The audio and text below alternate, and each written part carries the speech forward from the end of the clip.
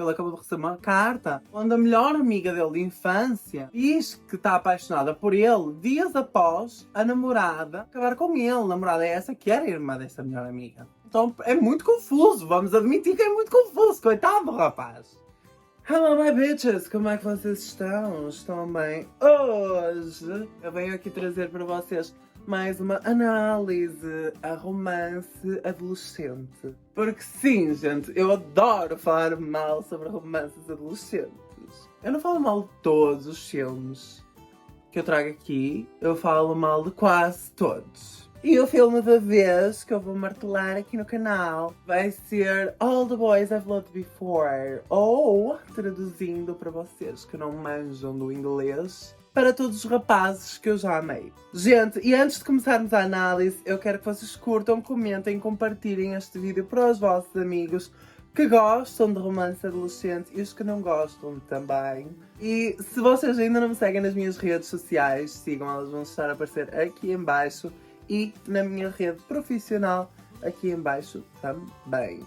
Gente, vamos lá à análise. A nossa protagonista da vez é a Lara Jean Suncovi, whatever. A Lara Jean, ela é praticamente todas o que as protagonistas são, né? Gosta de ler, é introvertida, é estudiosa, é tímida, parece que saiu de um anime. As escritoras que escrevem isto, eu acho que assim, elas fazem a main character à sua imagem e depois elas fazem o rapaz ter a sua ilusão perfeita que elas sempre idealizaram e que nunca conseguiram porque são a descrição da protagonista. Mas enfim, a nossa protagonista tem uns ideais um bocado meio tortos logo no início do filme. E o que é que a torna diferente das outras protagonistas todas? Vocês me perguntam porque esta de facto tem algo diferente. Além dela ser coreana, ela, assim, ela é, como os brasileiros gostam de dizer, ela é talarica. Assim. Você ficou com um homem casado e nesse caso você é a vítima. Não deu nem um minuto de filme e nem a imaginação dela, ela já está a fantasiar com o namorado. E não é o namorado de uma pessoa qualquer, é o namorado da irmã dela. Ela tem um trecho que ela diz assim: ele estava prometido à minha irmã, mas se isto não era o que ele queria, porque veio ter comigo ao campo dos desejos. Gente! Não deu um minuto de filme, não deu um minuto de filme, eu juro-vos. Tanto macho no mundo, porque é o cunhado. Fidelidade é uma palavra muito ambígua para estes personagens, sabem? Depois ela, né, acorda lá do seu devaneio, a irmã vai chamá-la ao quarto, ela desce cá abaixo, e depois a gente vê-o entrar em casa e a dar um beijo à irmã mais velha dela. Smells good, Dr. C. Hey, Josh. Lara Jean. Até um bom momento do filme, eu ainda não me tinha apercebido que ela era a irmã dela, porque tipo, eles falam que a mãe dela morreu, sim, a mãe dela já foi de base, ainda nem o filme tinha começado. A atriz que interpreta a irmã dela parece muito mais velha do que aquilo que o filme nos quer dizer que é, sabem? Estava a interpretar um personagem que deveria ter os seus 18, 19 anos, porque ela vai para a universidade agora, então 18, 19. E a mulher, tipo, que está a interpretá-la parece que tem quase 40. Não estou escolhendo uma atriz mais nova. Já para não falar que assim, ela não tem nada a ver umas com as outras. É tudo filha da minha mãe. Ele entra, vão todos comer lá em família. E a Margot diz que vai para a universidade, mais ou menos assim, perto, assim, mais ou menos lá na Escócia, sabem? Ela vai lá para a puta que pariu. E assim, o Josh, ele tem uma surpresa para a Margot. Ele compra um bilhete de surpresa de avião e isto seria muito fofo e seria muito querido se ela não acabasse com ele na cena a seguir. Ela acaba com ele porque, segundo ela prometeu à mãe, antes de morrer, que ela não iria para a universidade a namorar com ninguém. Por quê? Por que ela fez essa promessa? Por que a mãe lhe pediu para ela fazer essa promessa? Doesn't make any fucking sense, you know? E enquanto ela está a discutir com o Josh lá fora, a acabar com ele, a Lara Jean está pela janela dela, vendo a discussão, senta na cadeira e começa a escrever uma carta de amor para o Josh. Não é para entregar nem nada, mas ela deixa o endereço, tal, tudo bonitinho, pronta para enviar. Mas não é para entregar, não está pronta para enviar. E assim, o enredo do filme vai ser em volta dessas cartas. Ela, no total, ela escreveu 5 cartas, cada uma para um dos rapazes que ela já amou. There are 5 total. Kenny from camp, Peter from 7th grade, Lucas from homecoming, John Ambrose from Model UN, and Josh. E o enredo vai ser em volta dessas cartas. Vão para o primeiro dia de escola delas. E lá a gente conhece a nossa antagonista, a gente pode chamá-la assim, a nossa rival, a Genoveva, né? A Genevieve.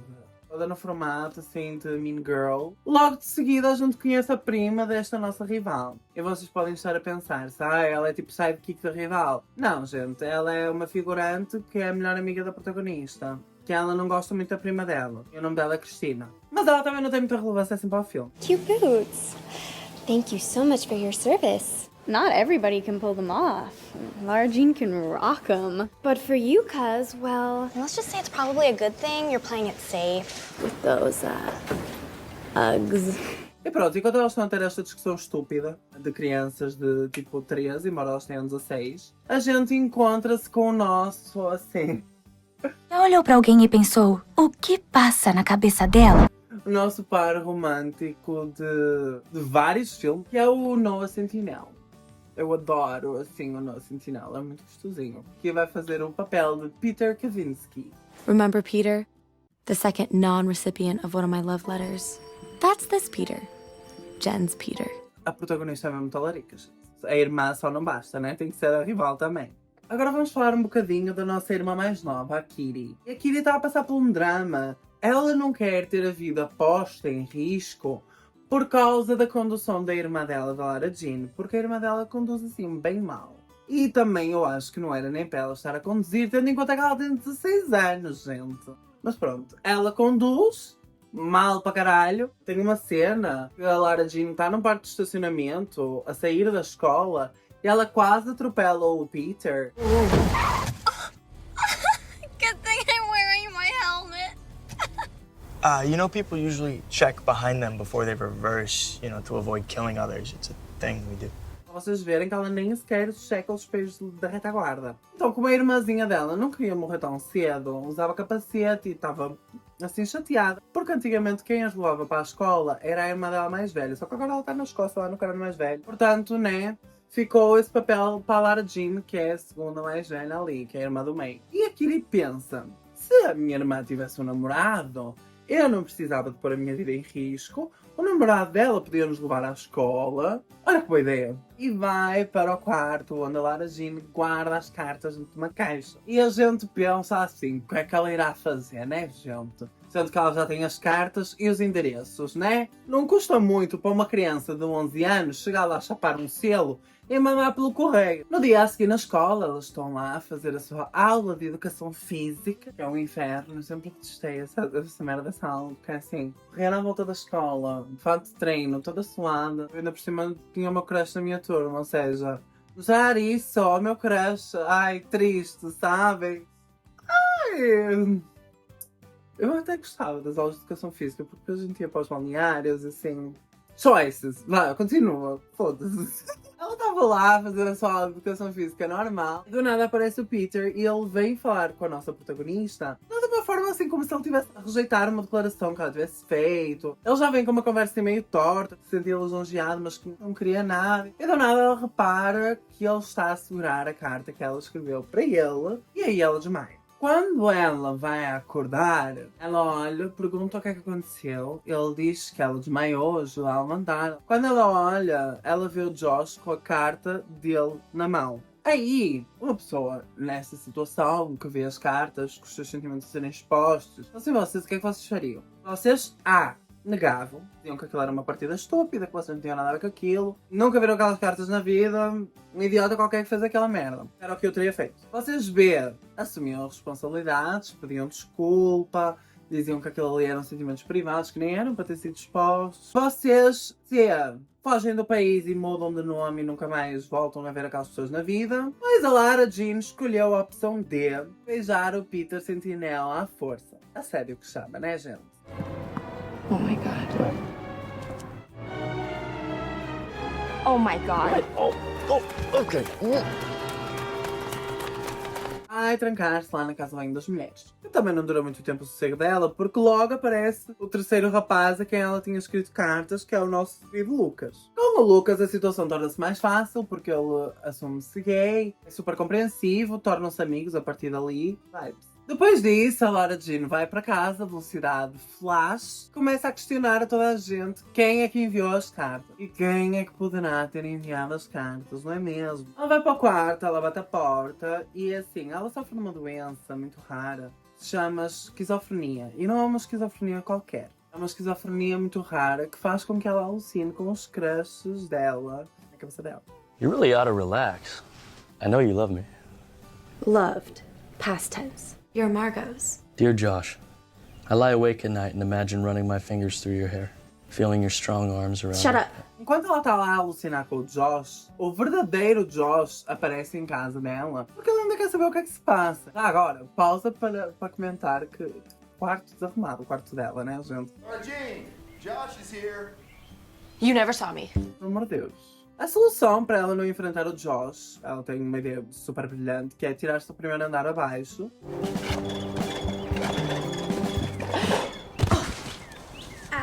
E em vez dela ir direto para o hospital, era o que uma pessoa normal faria, porque assim, caiu assim 10 metros de altura. Não, ela está de boas, ela vai tomar café. Dentro do café, ela faz o pedido e do nada o Peter Sentinela aparece lá para falar com ela. Ele ainda está um bocadinho chateado com a situação de ter sido assediado na escola e ter sido beijado à força. E esse não é o único problema que o Peter Sentinela está passando no momento. Ele também foi deixado pela nossa querida Genoveva, que o trocou por um universitário, então a vida dele está uma bela merda. A primeira namorada que ele teve, por quem ele era apaixonado, deixou logo após ele ter sido assediado por uma maluca. Então a vida dele também está complicada. Ele também quer essas pessoas. E ele já chega outra vez tipo a dizer assim, olha, sabes, muito lisonjeado, mas não vai rolar, sabes? Yeah, but your mouth is saying something, but then your mouth said something completely different. What? Bro, ela já nem se lembra que o beijou. Ela tenta explicar toda a situação, só que mesmo assim ele não está a acreditar nela e ele quer saber então quem é a pessoa para que ele possa acreditar nela. Ela não lhe quer contar, obviamente, porque é o ex-namorado da irmã dela. Ele diz assim, se tu não me disseres, então eu vou dizer à escola toda que tu me mandaste uma carta de amor. O que é meio escroto. Ela acaba por lhe contar que era o Josh, por pressão, porque ela não tinha mais o que fazer. Doesn't that guy date your sister? Yeah. Foi o que todos nós pensamos.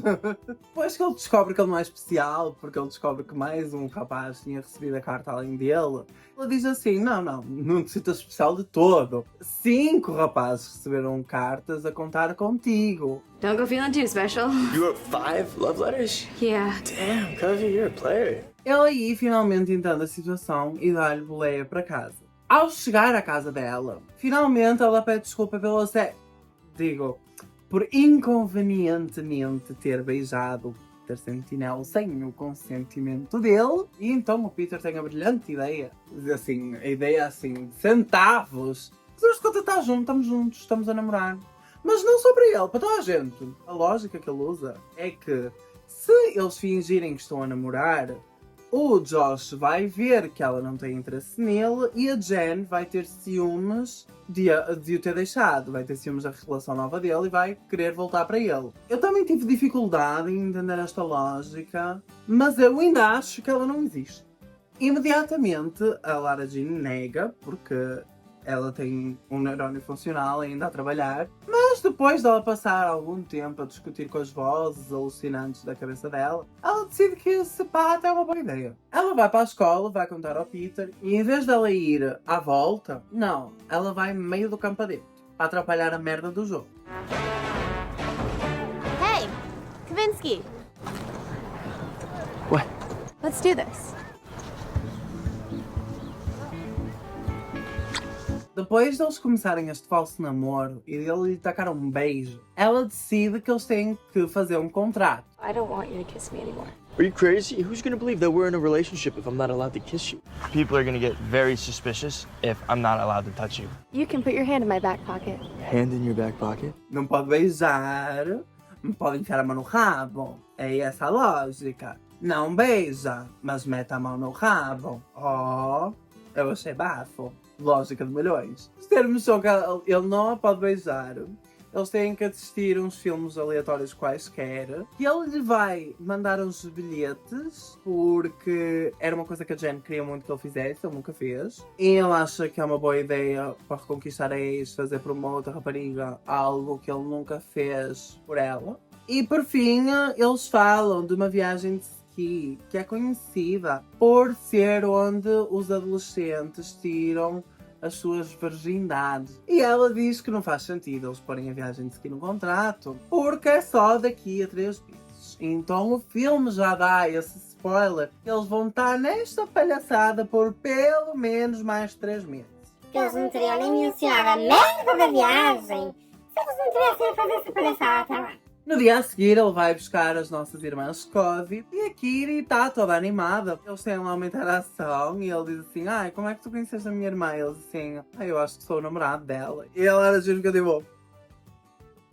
E ela fica ainda mais contente porque descobre que ele vai lhe dar boleia todos os dias para a escola. Então ela fica muito contente com o facto deste novo namoro da irmã. Chegando à escola, de ser a invisível, ela virou a miúda que ninguém tira os olhos de cima, só porque está a namorar com redes do lacrosse. E o plano até está a ir bem, a Jen está a ficar com ciúmes e o Josh já não fala mais com a Jean de todo. Só tem um problemazinho. A nossa protagonista não quer mentir à irmãzinha dela, a Margot. E então, a solução que ela tem para não mentir à Margot é ignorá-la praticamente o resto do filme inteiro. E eles continuam lá com o seu namoro falso, que de falso honestamente não tem nada. Eles apresentam-se para as famílias. Para as famílias! Porquê? Não sabem, é um namoro falso. Vão se apresentar para as famílias. Porquê? Conforme o tempo vai passando, isto não é uma novidade, que eles vão se aproximando, vão se conhecendo melhor, vão entendendo mais os seus sentimentos, vão entendendo mais as suas preocupações. A parte boa deste relacionamento falso, eles realmente apoiam-se um ao outro. Quando eu digo que eles realmente entendem as preocupações um do outro, o Peter Sentinel está a passar por um drama familiar. O pai dele abandonou-o há 2 anos atrás. Ele deixou a mãe e o irmãozinho mais novo dele abandonados e nunca mais quis saber deles. E agora a Jean entende, porque ela também não tem a mãe. Ela também perdeu a mãe. A situação dela é completamente diferente da dele. A mãe dela faleceu, não a abandonou. Mas de certa forma foi uma perda. E de facto, neste filme, faz uma diferença, dá uma profundidade à personagem. Porque de várias vezes, várias interações que ela não consegue ter, é derivado ao medo dela perder mais alguém importante para ela, como ela perdeu a mãe. E eles terem esse suporte, eles conseguirem falar entre si, é muito bom. Já que eles não têm uma psiquiatra para falar, ou psicóloga,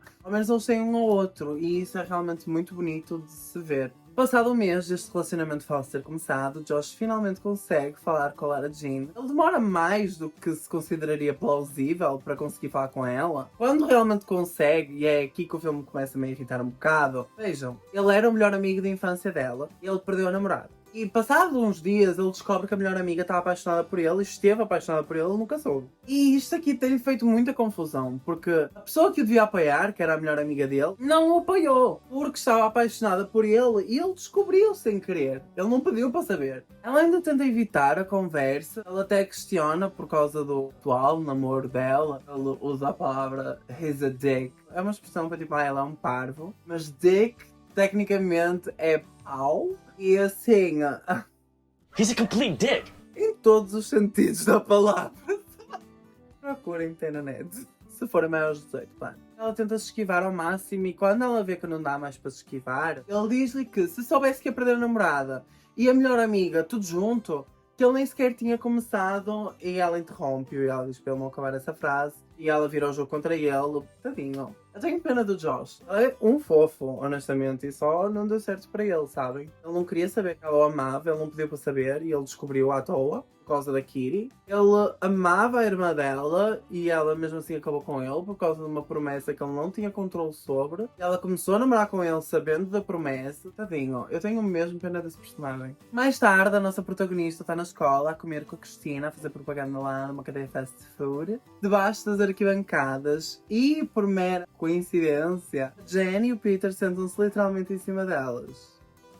das escadas, Eles começam a falar sobre o seu relacionamento. A Jen está-se a queixar que ele já não tem mais tempo para ela como tinha de antes e que ele agora só quer saber da namorada. E é aí que a Jen diz que se ele acabar com a Lara Jean, talvez ela acabe com o seu namorado universitário antes da viagem de ski. Fidelidade neste filme é uma palavra bem ambígua. E gente, eu aposto que vocês não conseguem nem adivinhar a quem é que ela vai pedir conselhos. I guess I needed to talk to someone I thought might understand. I'm so mad at myself because I should have seen this coming.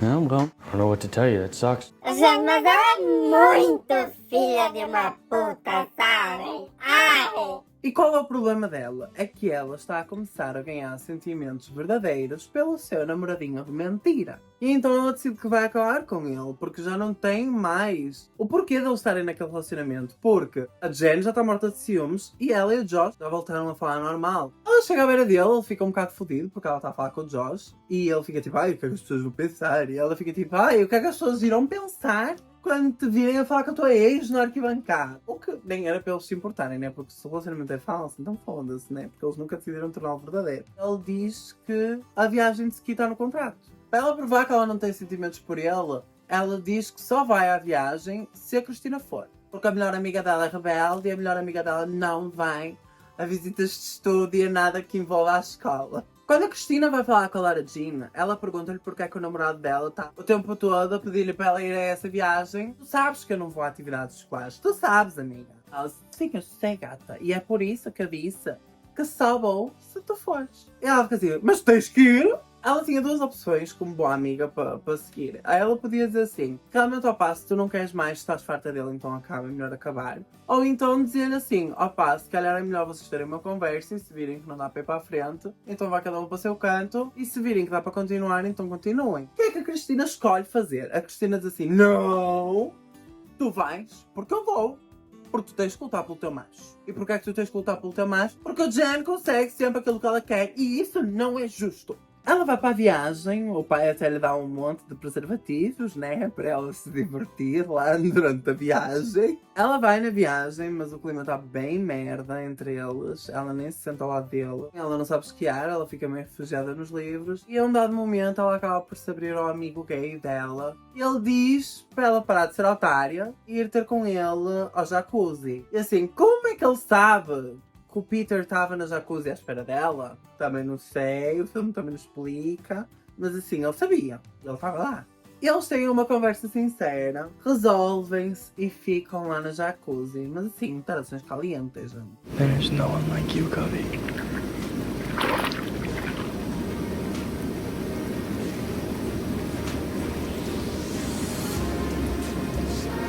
A viagem acaba e a Jen vai ter com a Lara Jean a agradecer. Vaca venenosa. Ela vai lhe agradecer por ela ser tão compreensiva. Porque uma pessoa normal ficaria muito chateada e acharia muito estranho o namorado dormir no quarto da ex. Filha da puta. Gente, óbvio que uma miúda normal queria ser. Se uma gaja, se uma ex, um namorado meu me viesse dizer isso, pois ela não voltava com os dentes todos para casa, gente. Ai, não voltava não. Mas a Lara Jean, em vez de falar com o Peter e dar um murro na cara daquela vaca, ela não. Ela escolhe abster-se, confronta o Peter, não lhe dá espaço para ele explicar e vai embora. Ao chegar a casa, ela vê a casa tudo cheio de decorações de Natal e ela até fica surpresa. E então a Margot aparece, ela voltou mais cedo dos exames. Mais tarde, o Peter vai à casa da Lara Jean para tentar explicar, porque ele não está disposto a desistir dela assim do nada. Ela começa a discutir com ele, diz que ela não quer ser a segunda opção, pede para ele ir embora. Ele tenta explicar mesmo assim, ela começa a gritar com ele, do nada o Josh aparece, diz que ela já mandou ir embora e o Peter só consegue falar uma frase, explanar tudo aquilo que aconteceu no filme inteiro até agora, só para a Margot poder abrir a porta e descobrir as merdas todas que aconteceram. E aí o clima pesa e todo mundo fica na merda. Passado um tempo, a Lara Jean recebe uma mensagem com um vídeo dela e o Peter no jacuzzi. O vídeo está-se a espalhar pela internet, postaram o vídeo, mencionaram-na. Então ela vai pedir ajuda à Margot. E a Margot ajuda, porque embora ela esteja chateada com toda aquela situação, ela não vai deixar a irmã dela mais nova passar por aquilo tudo sozinha. Uma coisa que me irrita um bocadinho no filme é que eles tratam esta gravação como se fosse por infantil. Eles tratam disto como se fosse um caso assim bem mais grave do que o que é de facto. Eu sei que eles não tinham como pegar em situações realmente comprometedoras, mas é só não falarem de uma situação tão pesada se eles não estavam dispostos a pegarem numa situação realmente pesada. Elas desculpam-se uma à outra, ela explica que só não contou à Margot porque ela estava a viver numa constante mentira e a Margot era a única pessoa a quem ela não podia mentir. E agora vem assim o plot twist do filme, que é quem mandou as cartas. I sent the letters. I'm gonna kill you. No! He's a kid!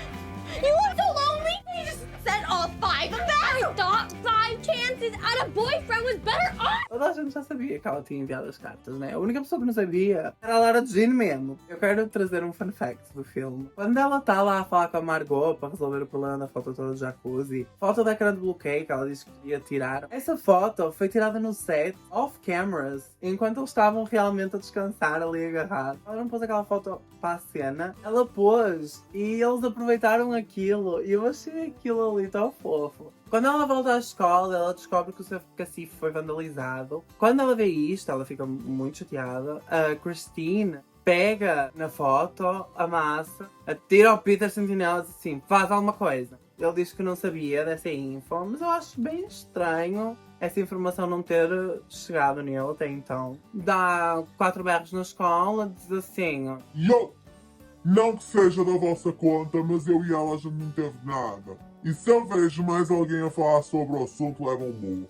E isto é o suficiente, porque o Reds é extremamente intimidante. Depois disso, a Lara Jean vai tirar satisfações com a Jen, que provavelmente é a pessoa que de facto fez o vídeo e que espalhou. E a Jen nega, mas ela deixa a Lara Jean ciente, que ficou bem contente com o facto disso ter acontecido. E ela deixa subentendido que só talvez aquilo tenha acontecido porque lá no 7º ano ela beijou o Peter Sentinel quando a Jen já gostava dele. E sim, gente, ela ainda guarda rancor até hoje. E neste momento, a Lara Jean tem uma epifania, vejam só. As pessoas também ficam chateadas quando eu não tenho consideração com elas. Afinal, ela não era tão invisível assim. Voltando ao assunto do término do Peter e da Lara Jean, ela acaba por falar com o Josh, diz que não gosta dele, mas que se ela gostar dele, o que importa é o que ela sente. É neste momento que aparece a Kitty, que até então guardou todos os bilhetes que eles já lhe tinham escrito. Ela meteu-os ao lixo, só que a Kitty ia lá, apanhava-os de volta, guardava-os na caixinha onde ela guardava as cartas. O Josh diz que ela escreveu as cartas, escreveu a morada, escreveu tudo, porque parte dela queria que as cartas fossem enviadas. E ela fala que é por causa do trauma lá, que se não for real, então ela não perdeu ninguém. Tudo por causa que ela já perdeu a mãe, ela não quer perder mais ninguém que seja importante para ela. E então a Kitty mostra-lhe esses papeizinhos. Ela descobre que nos papéis Peter demonstrava que estava-se a apaixonar cada vez mais por ela. E no final o Josh diz-lhe, ainda achas que nunca ninguém te escreveu uma carta de amor? E vai até ao mesmo campo de lacrosse onde tudo começou. Ao menos nesta cena o jogo já tinha acabado. Eu acho que é para simbolizar que um pouco depois do início foi quando ela cruzou o campo e o jogo estava assim a meio, ela interrompeu o jogo. Agora no final o jogo tinha acabado quando ela chegou ao campo, porque o filme realmente também está a acabar. Pode ter essa simbologia, eu posso ter tirado isso do cu também, é uma hipótese. Ela vai pelo meio do campo outra vez, vai falar com o Peter e ela diz, eu conduzi até aqui. Really? Wow, that's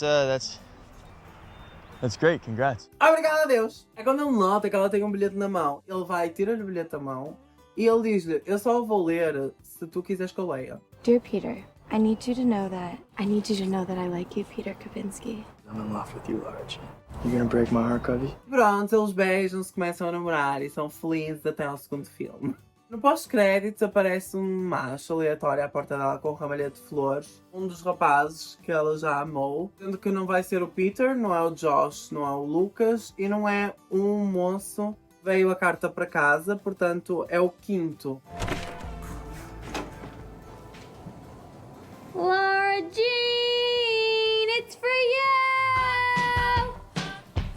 Não sei qual é de todo, então é isso. Gente, sobre Para Todos os Rapazes que Já Amei, o filme não é inovador. O filme, assim, tem os seus problemas. Honestamente, de todos os filmes de romance adolescentes que eu já vi, este aqui consegue ser um dos menos piores, assim. É um filme que não faz mal, é um filme que dá para assistir. É como um gelado barato que tu compras no supermercado. Não é o melhor que tenha, mas se tu comes numa tarde de calor, como hoje à tarde, ainda é muito bom e ainda te vai satisfazer. Mas é isso, gente. Gostei muito do filme, achei, assim, muito uma palavra forte. Mas eu gostei sim do filme, aconselho a ver se vocês não viram, se vocês não têm nada para fazer e apetece-vos ver um filme assim que não causa mal a ninguém, que é só um filme assim interessante, que vocês vão gostar e foda-se. Aconselho-vos a ver Para Todos os Rapazes que Já Amei. Gente, se vocês quiserem que eu faça análise do segundo filme, digam aqui em baixo que eu trarei aqui para vocês. Curtam, comentem, compartilhem este vídeo para os vossos amigos que gostam de romance adolescentes e os que não gostam também.